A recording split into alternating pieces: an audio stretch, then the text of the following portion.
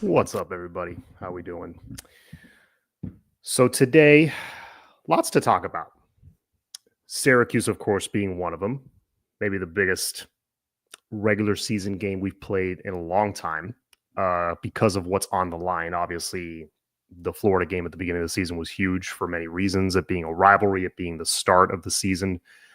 But it's been a while since we played a game like this that there was so many postseason implications on the line. And it feels good. It feels good to play a game like this that it's late into November and it has this much meaning. So that's pretty cool in and of itself. But lots to talk about. Programs getting disrespected as usual. We'll get into that. The upcoming matchup with Syracuse.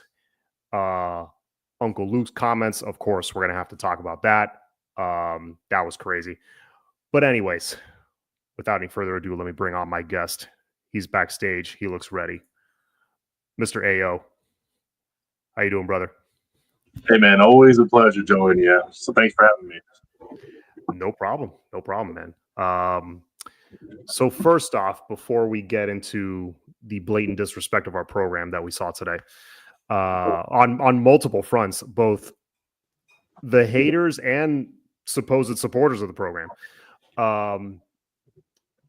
thoughts on the Wake Forest game?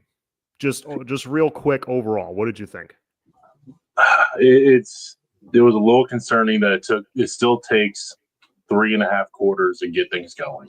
I mean, I was happy for the outcome, don't get me wrong, but 3 quarters to really push our agenda when we knew it mattered so much. I think that's the part that got me was we knew what was on the line. We still kept playing with our food. And that's what I think was the most alarming to me is you knew the outcome was going to be this. It just, you wanted to see the discipline side of it to get all the starters out of the first half and get the backups in there and actually see what our rotational guys can do, because the fallout could be what kind of stemmed that, little post from Luke. Yeah. I felt the same way. It's a little annoying that it took them that long to really get rolling, especially on offense, which has been the strength of the team. But I take a little positivity from it too, because finally the defense looked how they should look and was making a bunch of stops. They were aggressive. They were getting sacks. They were getting in the backfield. They were creating turnovers. We scored a touchdown on defense even. Then we forced a fumble on special teams. So on all 3 fronts, we started making plays. So it was nice to see that. That was a little different from these recent weeks. So that's the one positive I can take from it. The offense can kind of turn it on, whenever they need to. I'm not too concerned about them. So to see the defense turn it on and gain some confidence was very promising. Because of that, I feel a lot better about this upcoming game. Because if this was a game that we gave up 34 points to Wake Forest, I would be very concerned about Syracuse. But the defense only gave up 7 points. Yeah, and I think the big swing to me was, here comes the Miami team. Okay, finally they're kind of starting to roll, right? We get the Mish pick, and then immediately we give up a 100-yard kickoff return, and you just kind of see it on everybody's face. It's like, why?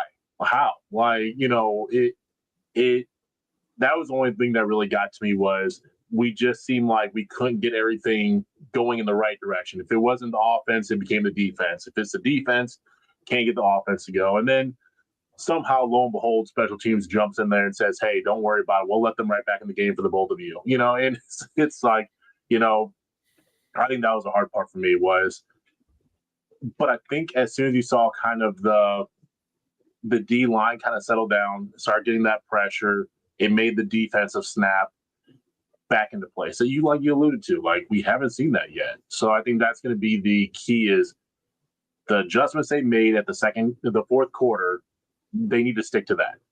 Don't go back to what you did in the first half of the last game and go back to that and try it again.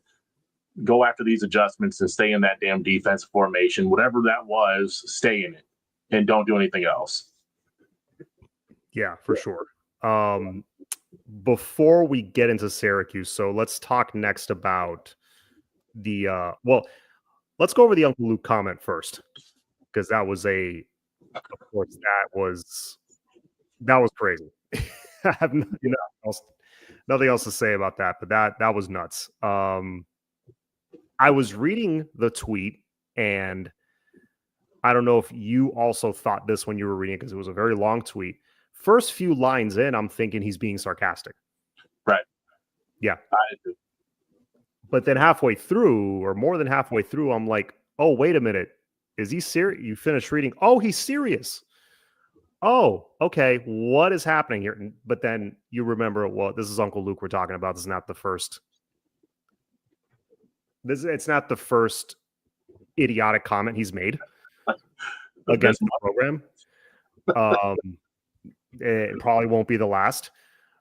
But to go after Kevin Beard, of all people, like maybe the most loved assistant coach on the staff by players, by coaches, by parents of players, by fans. And also it's just like, you look at the results and you're like, what you say makes no sense. It's actually quite the opposite. He may be one of the best wide receiver coaches we've ever had. You know what I mean? So how did you feel about that? Well, I posted him back that I thought the post smelled like ass cheeks, because it, like you said, like by his own definition, if you followed him for a long time, you kind of seen like the same narrative that he puts out, right? Like it's kind of the same. It's the same thing. It's just had different categories and different speculations involved. But like he's been on, sometimes he's off a lot, right?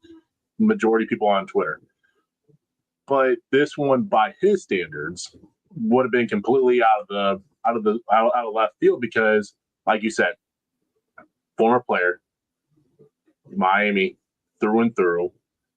You know, he represents everything that you want in the assistant coach. You know he's going to stick around for the long period, which is the longevity side. So KB is everything that Luke would have fought for on pins and needles to get into Miami.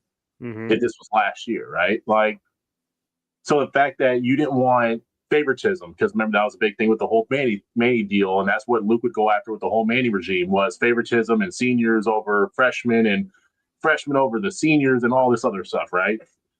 And now it's like you said, like you're reading a couple lines, you're like, wait, this doesn't make any sense, because you're trying to push out a narrative that someone should be on the field that isn't on the field, that they should be getting in on somebody that is obviously stat-wise doing what they need to do, and we should pull them out for an agenda, which you fought so long about Miami not having on through the program through and through. So to me, it just seemed like, what's the end game? You know what I mean? Like, I wouldn't mind even seeing him get on a live and say, this is what the post was really aiming to, detail, because I think in this time and age, if you're going to post something, stand on the business about it. You know what I mean? Like, especially someone in his position where he does have a large following. That post by itself has already had 400,000 views. You know what I mean? It gets around. You know what I mean? People can say what they want about Luke, old, whatever it is. Still influences. He still has a measure of fame. You know what I mean? Like, if he's going to be a Miami rep, we can't deny that. But he needs to stand on it then. Like, all right, this is why I said it. You know what I mean? Good or bad, let him eat, get eaten alive, but he needs to stand behind that post if that's what he really feels. Because even former players are going after him. I really like seeing Dorsett call his ass out about it. Like, no, like there's no slander needed on this. Back it out. And there's still time to delete that. Like, stand by or get out, Because not only is it incorrect what he's saying, because you have 4 wide receivers that are over 500 yards. You have maybe the most prolific passing attack we've ever had in program history when it comes to pretty much all stats, yards, touchdowns, everything. And not just that, since he came in last year, X has gotten because he came here in 2023, so he's been here 2 seasons now. Yep. X has gotten way better. People forget X wasn't this 2-3 years ago. No. His game has skyrocketed the last couple of years. Is that all KB? I'm not gonna say it's all KB, but it's a good measure. He must have had something to do with it. Yeah. Isaiah Horton went from a guy with some promise with a high ceiling to now going into next year, Isaiah Horton could be like a true number one, maybe a future first or second round pick. Jacoby George, look at the strides he's made. Last year, he was an 800-yard guy. This year, he's got 500 or 600 yards, knocking on the door of 700, for the regular season. Productive, gets a lot of catches, a lot of touchdowns, has calmed down as far as like the extracurricular stuff. Yeah. It's been nothing but positives. And then you got the recruits he brought in, JoJo, Chance, Nikar. It's like, oh, but your guy, right? Talking about Uncle Luke now, your guy's the rule only applies when it's other people. When it's my guy, then I flip my narrative. Right. That's what, like you said, like you alluded to, that bothers me because it's like you can't have it both ways. You can't say they're playing favorites when it's the other, but then, then they're just putting the best guys out there. But it's like, well, my guy's not getting, look, after what all the examples I just gave, if he's helped improve all those guys' game, what's wrong with your guy? Yeah. And I think that's the hard part is accountability for your own, right? And like you kind of mentioned, so let's put this in the broader perspective for people who don't follow just the receiving aspect of this. Kevin's in every conversation with every top recruit coming out of high school. Mm-hmm. He's in every living room, which we weren't before. All those transfer guys that we missed out on last year, you don't think they're watching Miami being like, they may make a little roll down there in this transfer portal window. Maybe Miami's for real. A lot of remember last year was, what did they do on the field? Well, we did what we needed to do on the field.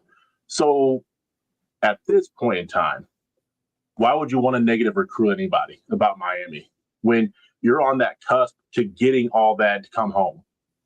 Why would you make any recruit see that post and think anything otherwise than I need to go down to Miami? Everything that Luke is talking about that he wants at Miami is on the verge of it, and then you're going to be the one that sabotages it. Mm-hmm. Like, why would you want to be that person? You know what I mean? Like, you're that close, right? You're in every living room. You're an invite. You're not just going to get your head on the table and thrown off on, the recruit's day. You're in real conversations with them. Like you kind of mentioned, every guy that we have on that list currently on our roster is now a real-time NFL prospect. Let's be real. JG put himself into the draft this year. Like, talent-wise, great. He always had it. So did a lot of receivers we had that didn't go anywhere. He just put himself in because of all the little extra shit he's willing to do, 1,000% effort. Like you alluded to, the first thing you said about him was he calmed down, right?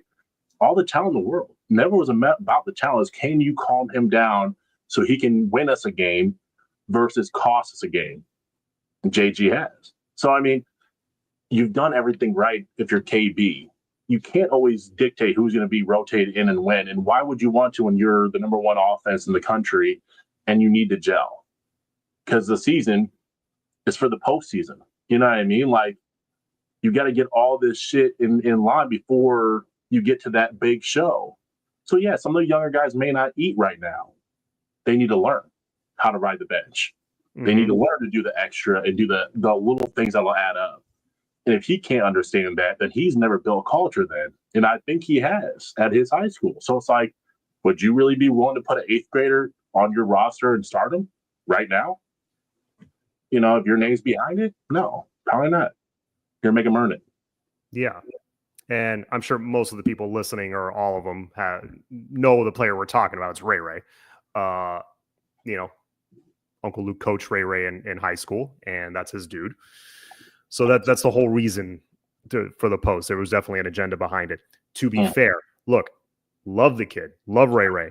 He hasn't really met the expectations we had for him so far, but he's got a lot of time. This is what his sophomore year or redshirt freshman year still. Right. I think he might have redshirted last year, actually. He's got time. He will be a dude. Like, let him be the next X. You know what I mean? Like, who do you think he's learning from? Like, this year's not a waste. You know what I mean? Like, think about any job. Any job is an apprenticeship. You know what I mean? Like, you have to go learn from a master before you can go do your craft. Let him learn. Like, why push an agenda when it doesn't need to be there? It just, to me, I think that's what makes the fan base so divided at times, is that you either look like you know, you're bandwagoning for one, or you're creating the divide for another. You know what I mean? It just seems like we can't ever just all get the numbers to go into one direction all at one time. It's like we split up and we had to go into different lanes. But honestly, I think Luke means well. You know what I mean? At the end of the day, I won't say he's not a Canes fan. He does. I mean, that dude has always bled orange and green for the most part. There's been times I go after his post too. I mean, don't get me wrong. But I think it push comes to shove, he's always going to rock that orange and green. I think he'll have it on his casket. You know what I mean? Like, I think he's that big of a fan. It's just sometimes we feel like our opinion should outweigh more people than it really needs to. Sometimes it's just better to keep your opinion to yourself. Yeah, I think he cares more about being right than he does the program, though.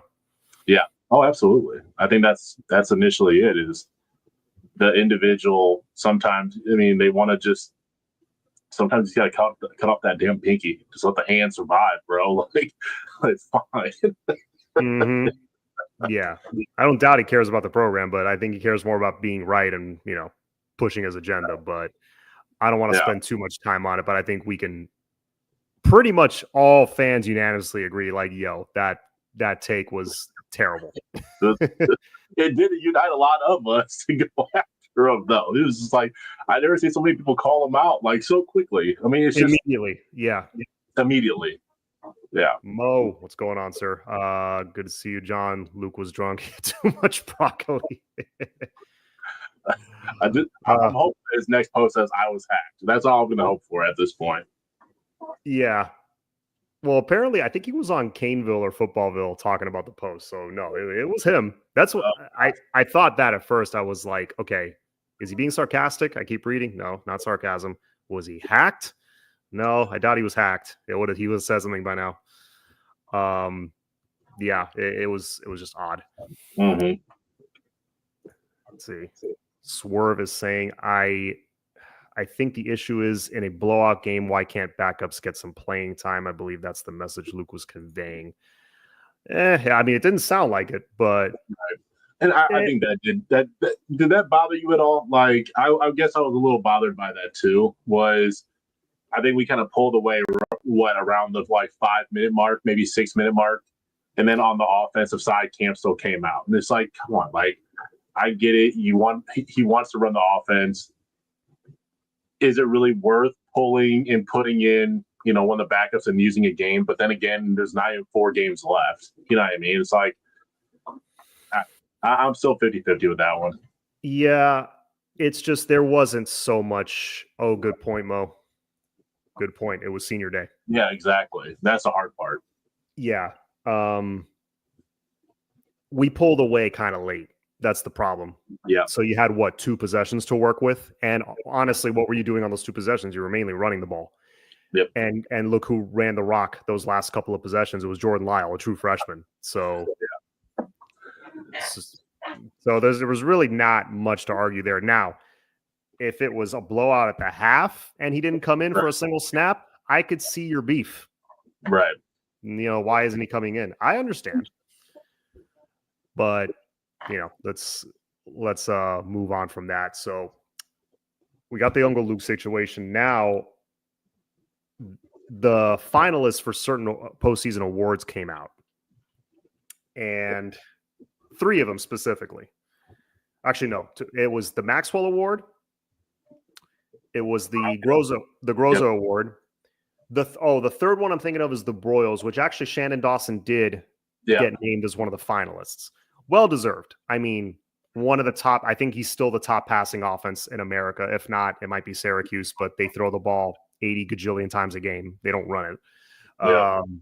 If you're talking like an actual balanced offense, I think Shannon Dawson runs the best one. It's hard to really, just looking at stats, taking out, but who did they play? And also just look at the numbers. Just looking at the numbers, he's clear-cut number 1.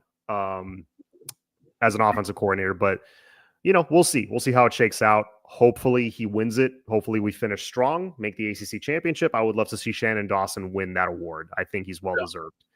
Now, the other two that we're getting completely disrespected on, let's start with the Grozo Award. Andy Borregales, in my opinion, no doubt is the best kicker in the country. Yep. It's not even close. I saw a stat that he's like 15 of 16 for the year. Yep, missed one. He missed one.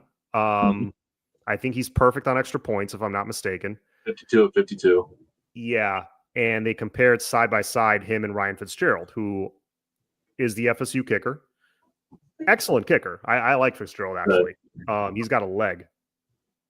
12 for 12. But didn't he get one blocked? Correct. So he's 12 for 13. Why are they not counting it? Like in the official stats, if you look it up, his ESPN or ACC stats, whatever, they didn't count it. Yeah, and it blew my mind because it's on the stat line on ESPN, and then when you go to ACC, it doesn't show it. And I'd be very, at this point, like you kind of mentioned, like, how do you, I mean, it's become so blatant.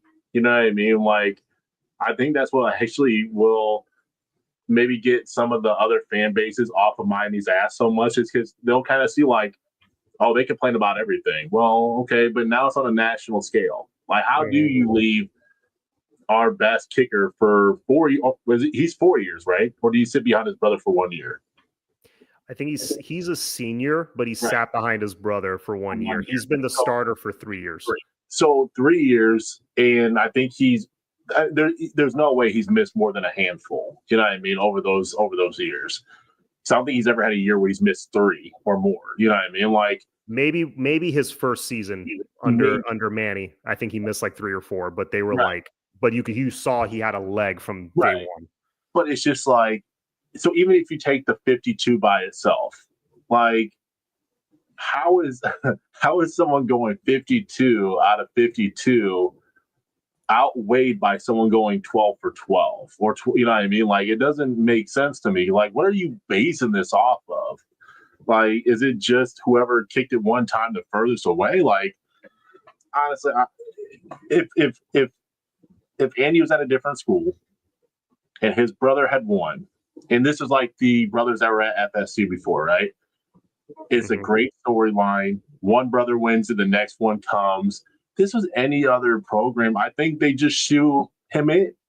You know what I mean? It like becomes the heartfelt story that ESPN runs with for a week and a half straight. You know what I mean? But it's Miami. So we have to go over and beyond. He would have to be at 100 and over 100 for this to really be Miami's direction. Let's be real. Like, I just feel like if you're 52, the next person is 12. That means he could get to damn near 24, and you could be at 100 if you're just doubling up at this point, and it still would be outweighed. Like, that doesn't make no sense to me. And I feel like the disrespect is absolutely alive and well right now. For him to not even be mentioned as one of the finalists is just insane to me. Yeah. It's just insane because he's a senior. He's been doing it at a high level for a while now. And the announcers say it during the games. I've heard multiple times watching the games on TV on the road, you know, because I usually go to the home games, but watching the games on TV, multiple times I've heard him say he's one of, if not the best kicker in the country. Usually first kick. Once a game, they'll say it. So I don't get it. That one's crazy to me. And how do you feel about the wide receiver award? Oh, that was the third one. I knew there was a third one. Yeah. I was like, well, I guess X isn't putting up the same stats as he was last year. But then I pull it up and I'm like, no, he's not far off. He's like, I think he's like at 800 something yards. X is a superstar. I would think on notoriety and name alone, he at least gets mentioned. I remember who was that slot receiver that UNC had for like, it felt like 9 years. Was it Shipley? Not Jordan Shipley. He was Texas. He was UNC. Was it Switzer? No. It was an S for sure. Yeah, if somebody in the chat can mention it, that he was there like 2015, 16, around there. Yeah. Carved us up in one of the games that we played them. Yeah. But I remember he won it, and it was I'll never forget this. It was the year that Amon Richards set the record his freshman year. It was 2016. It was Mark Richt's first year. Amon Richards set a freshman record at Miami, which is saying something. Right. And he had, I want to say, if not 1,000 yards, close to it. Doesn't even get mentioned in the ACC Swindle? I think it's something like that. Something. We're getting warmer. Sweden. Yeah, we're getting warmer. It's something like that. You guys know who I'm talking about. Whoever could throw the name in there, please do. Like Amon Richards didn't even get mentioned. Not even he was freshman All-American, but ACC voting, like ACC All-American, All-Conference, didn't even get mentioned. But this dude does. He's like a red shirt, super duper senior, had, getting his doctorate at UNC. Right. But 80% of the throws are behind the line of scrimmage. Right. So this is just another example of that. Xavier Restrepo, he's a superstar. Yeah. That's another thing that the announcers say a lot during the games, and it's true. Right. He has the numbers to back it up. Yeah. And for how historical Miami's wide receiver core is, yeah, I don't understand how you keep him out of the conversation based off his career too. I mean, to me, it's just gotten to the point where this shit is just a joke, where they're never going to tell you what the real story is behind it. Because if the three we're going to talk about, if they're at a different school, they're in there. Like, let's be real. Like, Axe's story is a great story. 3-star, now a superstar. You know what I mean? Andy, his brother is a lifelong or his brother's a legacy at the same program. You know what I mean? The whole family rocks the U. You know what I mean? They're through and through. They're home cooked. You know what I mean? Like, and now you got a 0-star that's going to have a Heisman watch, but a Heisman who can't get into the best player in college football award. Like, that shit doesn't make sense. Usually if you're in one, you're in the other. Or if you win one, you win the other. You know what I mean? Like, usually they almost go hand in hand. So not even to be in the same finalist category doesn't make any damn sense. But look, I think that's a hard part for Miami fans to really swallow is we always felt like we're shafted. You know what I mean? By the referees, by the conference that we're in, by the NCAA that we're a part of. The rules never really applied to us the same way as everybody else. And I think now people thought when we started winning, it would be all cupcakes. Well, people, as much as you love the Canes, there's people who hate them equally as much. And I think people need to remember that is you can change a lot of things. You can change your wins and your losses, but people's perception about Miami is never going to change. Yeah. Thank you, Joshua. Yes, it is Ryan Switzer. I was also looking it up. Yeah, that year he put up ridiculous numbers. He was 1,100 yards, but still, fine. Right. He won it. Amon Richards doesn't even get mentioned? Right. Should have been mentioned. Right. And another example, Jalen Phillips, first team All-American, first round pick. Now, years later, he's one of the best edge rushers in the NFL. Yeah. He's a little injury prone, but still, when healthy, he's a stud. He's an all-pro level edge rusher in the league. But ACC postseason awards come out. I think he got honorable mention ACC or something like that. Yep. Your first team All-American, but honorable mention in conference. How does that make sense? Yeah, because it was the Pitt guy that year, wasn't it? It was Pitt, and then there was like someone else from something random like NC State or something that was ahead of them. And I just said they're like they went up against the same teams and he dominated in the same game. You know what I mean? Like, it wasn't like we never played those people. Like, yeah, the hate's real, bro. Like, I would say, like, the hate is actually real. If people ever doubt it, all they need to do now is just point to this 2024 year and say there was nothing wrong on our agenda. There's no, there's some criminal activity on the team like Georgia had with racing their cars up and down the street, right? There's no drama happening behind the scenes. You know what I mean? Like, we don't have a coaching staff that has any kind of like, there's allegations being built right now, and we're waiting till the offseason to see what falls down for Miami. nothing's going on behind the scenes for us. There's no black eye for Miami coming in sight, right? But our players still get snubbed. We still can't get the fifth star. We still can't get this, and we still can't get that. Look how many people are picking SMU. I think it's kind of funny. Like, those were our players. Like, okay, so now they're superstars in your mind. But yet, when they were here, they were problematic. You know what I mean? Like, kind of irony. So that was the wide receiver one. Yeah. X should at least get mentioned. Yeah. On the Groza, Andy should at least get mentioned. It's laughable that they're not. And now, of course, the big one, the Maxwell Award, which, little side note, I looked up the difference between the Maxwell Award and the Heisman Award. It's literally the same thing. It's the top player in college football. So I don't know why they have two different awards for the same thing, but I digress. So the Maxwell Award, given to the top player in college football, quote unquote. The finalists are Genti from Boise State. Okay, I expected that one. This kid from Colorado. Yeah. And I expected that one too, because he's been, Hunter's, since day one, you knew he was going to be there in the end. Yeah. And then they put Dylan Gabriel as the third one, and that's it. No more.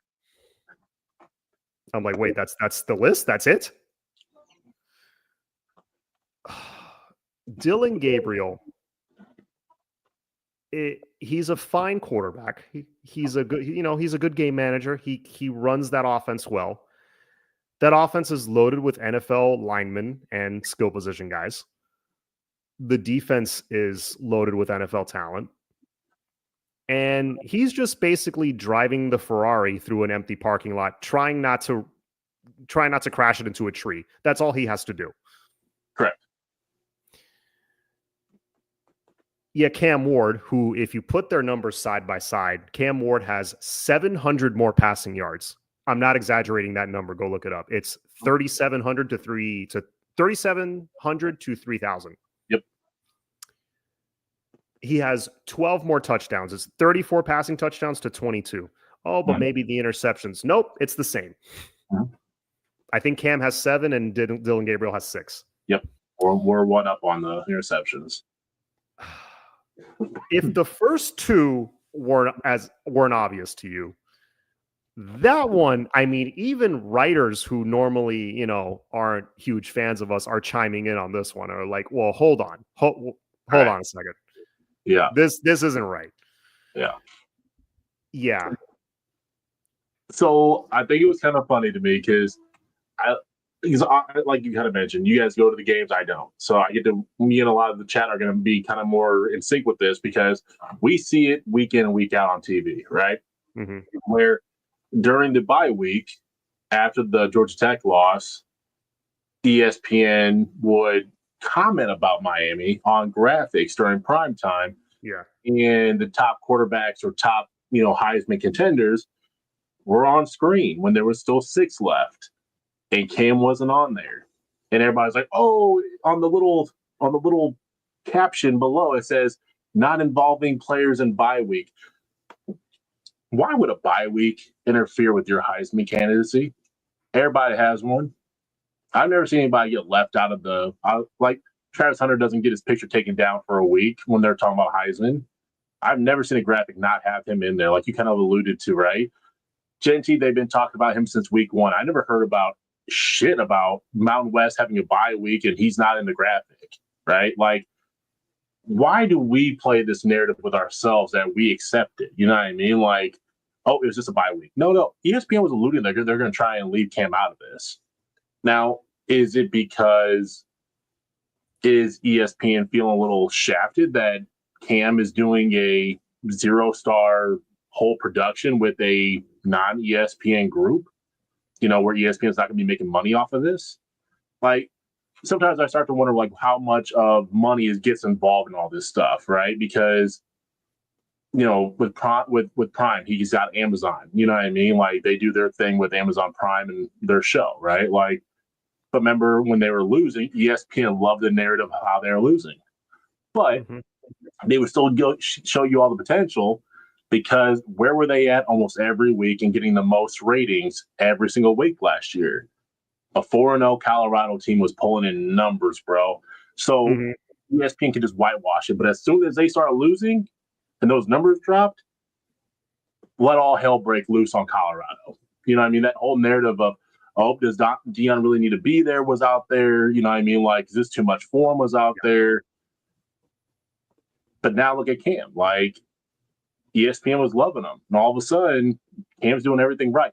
Did Dylan buy his O-line anything? Does he take his whole team out? No. But does ESPN talk about that during the game? A little bit. ACC Network did when we were on there last week. You know what I mean? Like, it get mentioned this much. But if Dylan did that, would that not be a whole segment they did before the game? A whole segment during the game? They make Miami players not likable on TV. Like, if you ever watch the game, they don't tell you the backstories. They're now mentioning Mark Fletcher's dad this week. I mean, that shit was a while back. You know what I mean? They finally did the story, but it was very much during the plays, so people weren't paying attention. But it's hard to watch, man, because it's a great team. It's everything you'd want for a fan to get behind a team about, and yet it doesn't seem like no matter what Miami does, unless we're back to Thug U, that anybody gives a shit how well we're really doing on and off the field. Yeah, so apparently the playoff rankings came out and we're number 6, which is right where I think we should be. So that's good to see. Yeah, that game between USC and Notre Dame all of a sudden becomes really big. That becomes real big, because there were I see us very even with Notre Dame. Their one loss is really bad to Northern Illinois. Our loss isn't as bad because Georgia Tech's 7-4. Yeah. And I think they're going to give Georgia everything they can handle, like they always do. But their best win is better than ours, in my opinion. They beat Texas A&M early in the season. So they're right there. If USC can knock them off, oh my God, that'd be great. But I do think that's so as much as I don't want to pull for Florida or for Florida State, it makes that game really interesting, because I'd almost want to see Florida State knock off Florida just so then Florida can shut the hell up for a little bit. But like you said, if that win against them is looking better and better each week because they keep knocking off other people in the SEC, which we didn't see coming. And like you mentioned, if for some miracle happens and Georgia Tech beats Georgia, that I think would just throw the whole narratives out the window. Like, how are you going to call it a bad loss? How you can say it's a bad loss for us, but what kind of narrative are you going to spin for Georgia? You know what I mean? Like, you can't have it both ways. You're not going to be able to say, you know, the Georgia Tech loss is horrible and then keep this whole SEC narrative going. I mean, it's just, I'm going to be a Georgia Tech fan for the upcoming week. I just feel like if they can just pull that up, I would be ecstatic for that. Just flip the whole SEC on their head. Yeah, there would be a couple of upsets that would really help us. But, you know, at the end of the day, I think us winning, we still very much control our own destiny. Yeah. Just winning the Syracuse game is massive. Oh, yeah. Because say you win that, because right now, with all the upsets that happened this past Saturday was big for us. Because, like, I don't know, 5, 7, 12, 15, like all these teams lost. 7 of them, right? I think 5 of them total that were like in the same like they had the same level of argument to get in that we did. They all lost an extra game, so like they're out. Yeah. So you win against Syracuse, you are now guaranteed to at least be the ACC runner-up, which the committee has said we're not going to punish a team for playing that extra game, that conference championship game, and losing. Right. That's actually going to be looked at as better than losing one in the regular season. So I feel like if we beat Syracuse outside of something embarrassing in the conference championship, we're pretty much in. I think we've cemented that spot already. But again, Georgia and Notre Dame want to lose an extra game. Hey, be my guest. I would love to see that. But like you said, I think that alludes to why I think that's why so many of the fans are so demanding of success this week and last week. Is everybody knows what's on the line. You know what I mean? Like, I think like I do completely agree with you. Like, we can be in the playoff. It's no longer this is week one and we're hopeful, right? This is a strong path. Like, the road's open. Like, you can go down the street. You got a green light right now. Like, all you need to do is drive at this point and keep the car going straight. Like, you can go right through this light, and it's only Miami beating Miami at this point. Miami beat itself against Georgia Tech by just not showing up to that game.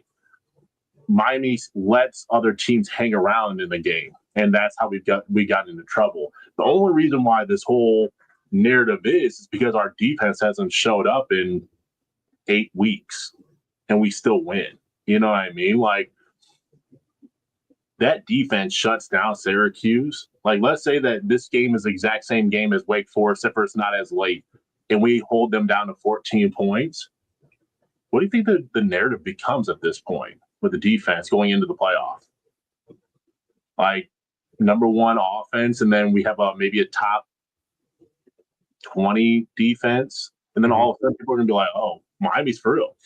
That's all they've been waiting for is that defensive front to show they can get some pressure on there because we hyped them up all at the beginning of the year. Yeah, and now since we're going into that, so like, what do you think what are some of your keys for the Syracuse game? Because I'm sure you've done a little homework on them and watched a little tape. Like, what about them maybe scares you, and where do you think we can really exploit them? Yeah, I think the conditioning side is going to be one that we kind of forget about a little bit there because we've been able to stay, more conditioned than other teams, especially when we go into like the fourth quarter. We kind of rely on that fourth quarter conditioning to kind of help us pull away from everybody, right? I think this team is very much in the same boat, where they're conditioned to play 4 long ass quarters, and they're okay with being a high octane offense for 4 quarters, and they've been down in games and they'll just keep throwing the ball. They don't have a problem throwing it for 60 goddamn times. It's just they're okay with it. They're going to do it no matter what. I think this is huge on Guidry because they're not going to change anything they do. There's going to be no, we're going to magically run it now. No. We're going to keep throwing it. Like, you need to have your passing communication elite at this point. Like, that. I don't care if the offense doesn't do anything this week. I don't care if every single player just surrounds the defense and yells at everybody the same defensive communication keys. Everybody needs to be involved at this point. I don't care if they're playing telephone. Like, the defense has to be on its best absolute behavior. Communication has to be king. There cannot be a slip up. Like, this team can shred our defense. And it won't just be for 7, or maybe we'll hold them to a field goal. Maybe we'll get them in a punting situation. If they're exploiting you, they're going to continue to exploit you. This ain't going to be a Cal game where they let us back into the game late. Nope. They will continue to put their foot on the gas. And I think as much as, like we mentioned too earlier, as much as people like seeing Miami back into the forefront, there's a lot of people that are just waiting for Miami to fall, and they cannot wait. So if I'm the team, I don't listen to any of this hype. You know what I mean? Like, it's short-lived.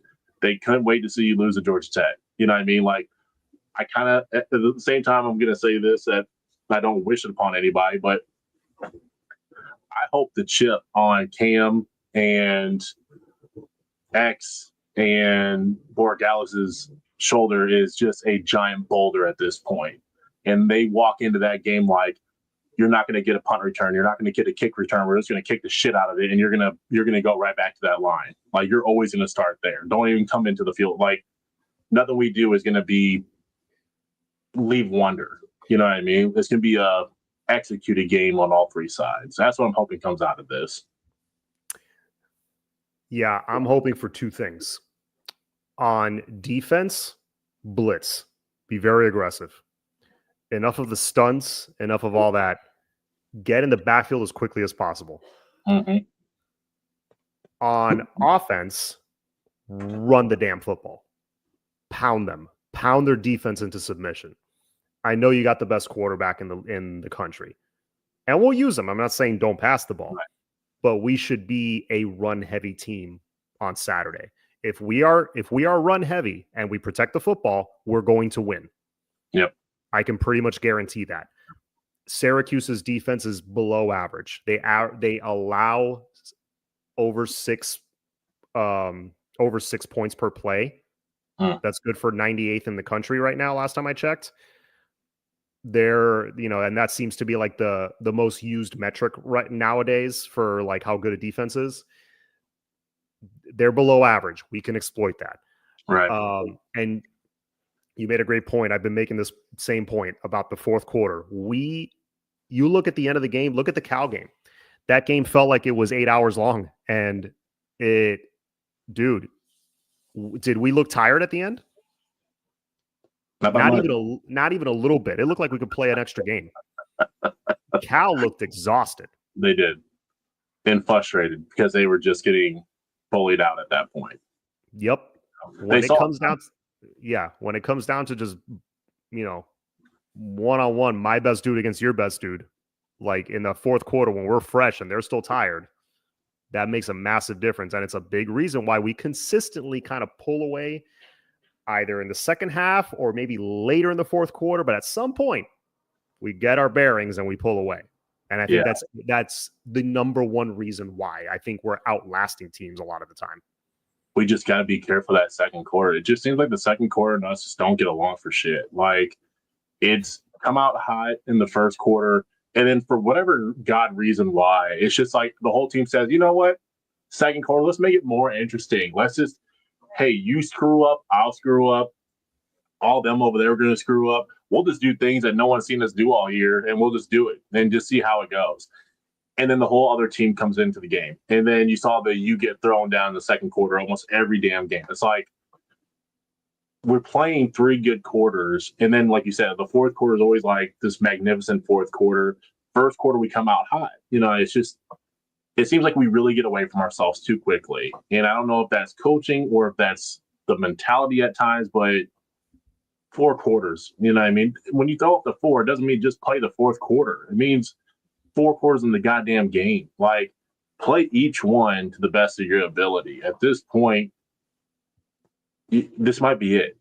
You know what I mean? Like, this is going to really show us what Miami is going now and going forward. Like, you want to be a big-time program. Big-time programs come out hot in this game. Like last week, Indiana and Ohio State, as much as I hate them, they didn't play with Indiana and then just let Indiana, go in the fourth quarter. They dominated Indiana from almost beginning to end. That's what we have to do in this kind of game, is you have to dominate. Yeah. Norman, thank you for the donation. Hi, guys. Hope our DBs play solid. Our front 7 can pressure and force the INTs. I really hope Damari Brown plays. That would be big. Do you think he does? I think he does. It's too important of a game. If he does, that would make a big difference because he warmed up. He was dressed. He was ready to go if needed in this last game. But that'd be my question for you is what would, I guess, because both of these games are on the line, right? So in your mind, would he been put into the game if Miami was losing the game? Maybe he would have been sprinkled in, I think. If our DBs were getting torched and we needed to make a change, I think.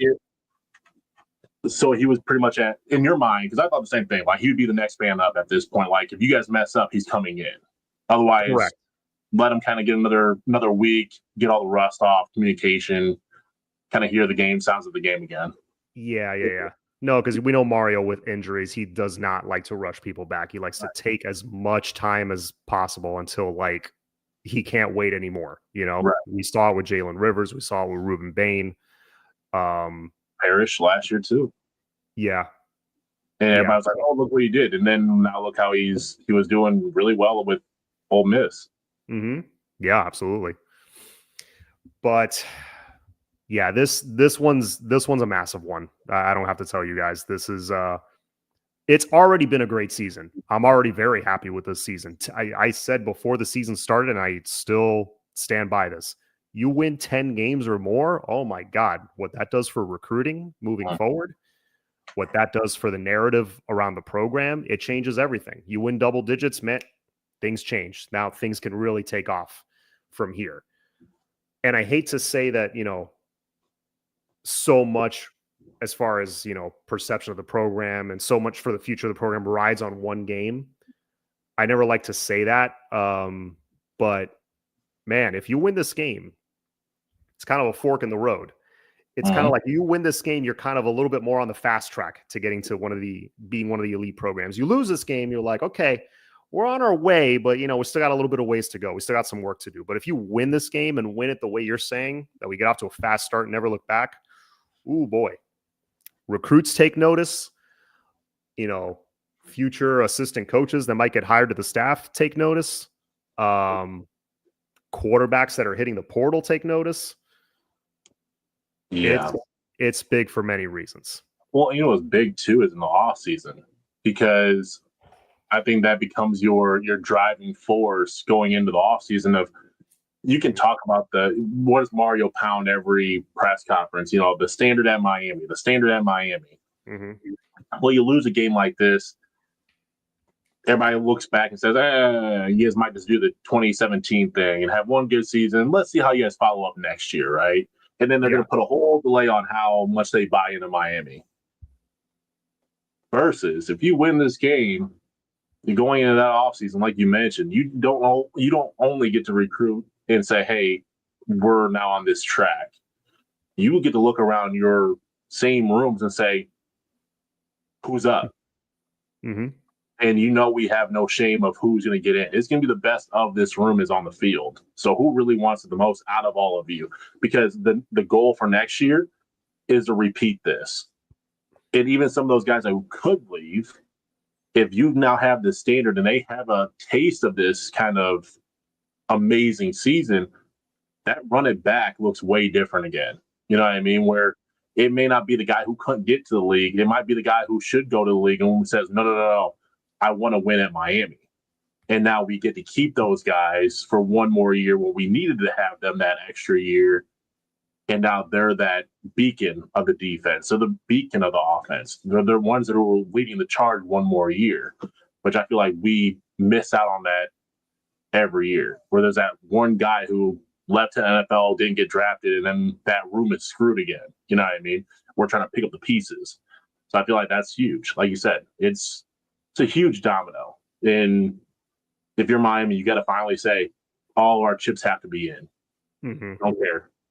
It's all got to be. If you want to change the course, you got to pick a game. And this has to be your statement game. Florida was your statement game at the beginning of the year. Start off the same way you finish it. Statement.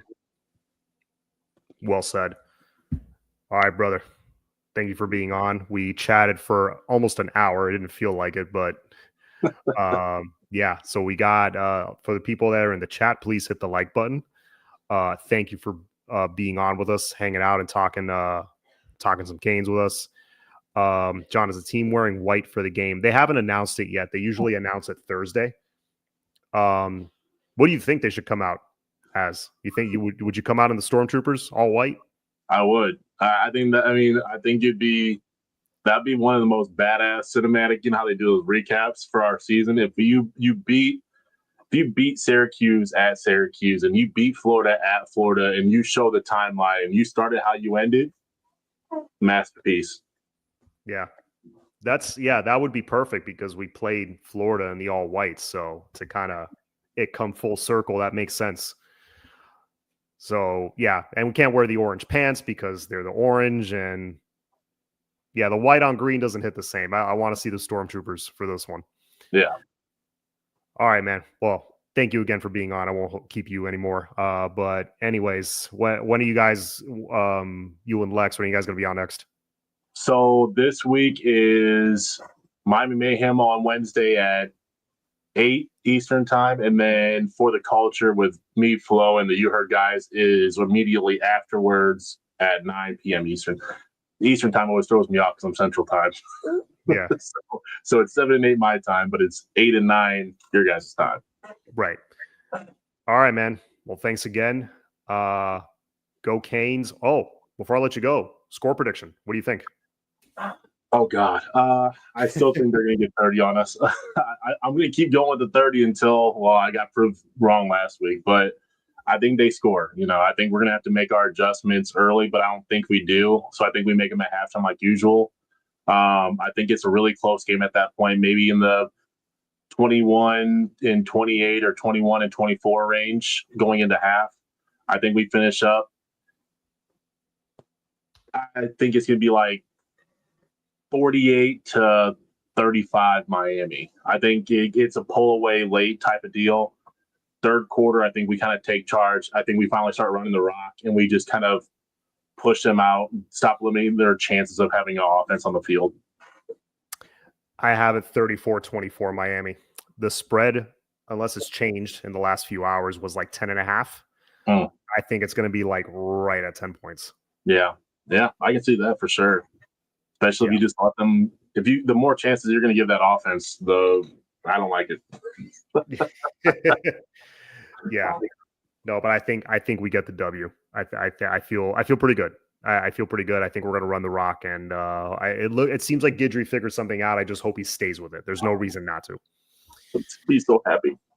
Yeah. I got a question for you before we go. Fried turkey or smoked turkey or oven baked? Or fried. Thank you. Absolutely. Thank you. We can be friends again. Yes. All right. Happy Thanksgiving, everybody.